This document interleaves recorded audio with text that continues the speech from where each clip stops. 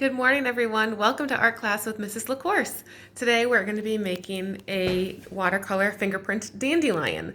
So what you are going to need is, if you don't have watercolor, you can have markers, water cup, and watercolor palette if you do have one, and piece of paper, and then some sort of a marker that is not going to blend in with the watercolor when you go to print with it. So I would suggest using, if you have a permanent marker, that's great, or a Papermate Flare, that works too if you've got something like that. If you don't, then just go with it. Use what you've got. Crayons would work well too. So what we're going to do to start, you can't see me. What you're going to do to start, as my tripod tips over, or it's my easel, my art easel, we're going to hold the paper the tall way. And, excuse my arm, you're going to draw from the bottom. It doesn't matter which side you come from, but from the bottom side, draw a line and curve to a little bit about upper middle. Okay? If you want to make this line thicker and fill it in, you can. So all you do is start thin and from the middle, and then as you come down towards the bottom, you're going to get thicker, and you're just going to fill that in. So let me grab a permanent marker.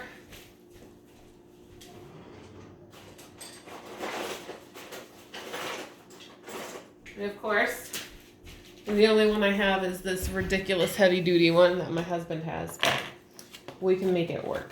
So you'd start, again, really thin and then get thicker as you go. Jeez, this thing is ridiculous. So it's not going to look as perfect with this thick one, but you can manage it a little bit better when you've got a smaller tip to work with. All right, so there's that. Then from there, we're going to draw some lines out. Some of them are going to be longer, some of them are going to be shorter. It almost looks like fireworks or a wheel. And you're going to have some smaller ones that go in between, and they don't have to be perfectly even.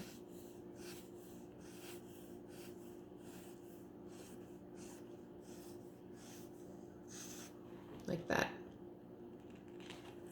All right. From there, we're going to wet our palette with whatever colors you want to. So what I'm doing is I'm actually just going to add lots of water to each color that I want to use.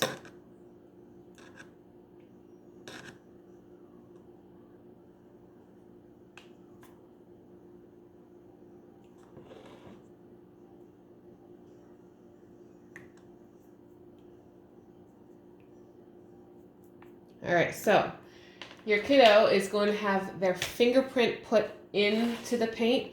Make sure that you emphasize to them that they're not pushing their finger into the paint. They're just gently touching their fingertips to the water.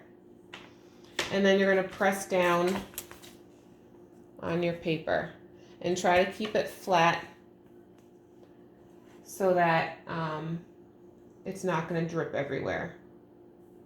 And you're going to add, pardon my fingers, you're going to add a fingerprint to each of the ends of them. And if you want to, you can add some to the in-between parts. So like here where there isn't actually anything there, you can pretend like there is, just to fill up some of the space.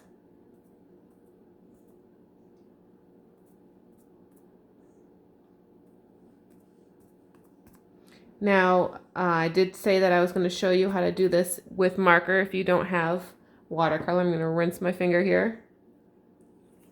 So in that instance, all that you do is, might use a couple of different fingers because it's a little more difficult for you to wash this off of your fingertips every single time you want to change color. But you're just going to color the tips of their fingers for them, and they can do this themselves if they're good at it.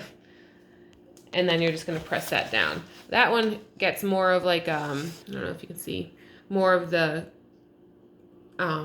patterns of their fingerprints in there. So if that's more of the look that you wanna go for and get those lines that make them their own, because no two fingerprints are alike, two people's fingerprints are alike, then you can do it that way for sure. You have to reapply every single time. And you can't even see what I'm doing.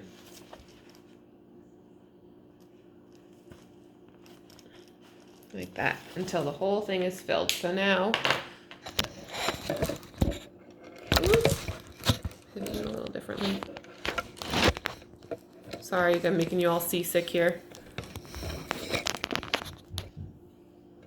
It's not ideal. All right, so maybe I'll use some blue now. My pointer finger doing it.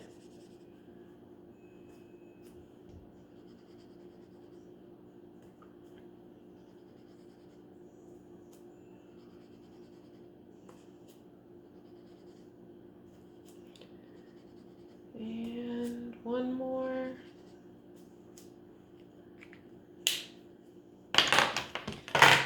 So you can see the difference clearly of what each one looks like. This one is more, the colors can be changed a little bit, so you get like the darkers and the lighters within each of the fingerprint dots that you make using your watercolor, and it's a lot more watercolor looking. You can also, again, if you want to see the fingerprints, go with the fingerprint with the marker. If you want to just use marker because you don't have the watercolor, you can still add water to each print and spread it out just a little bit like that, so it becomes a little more watercolor looking.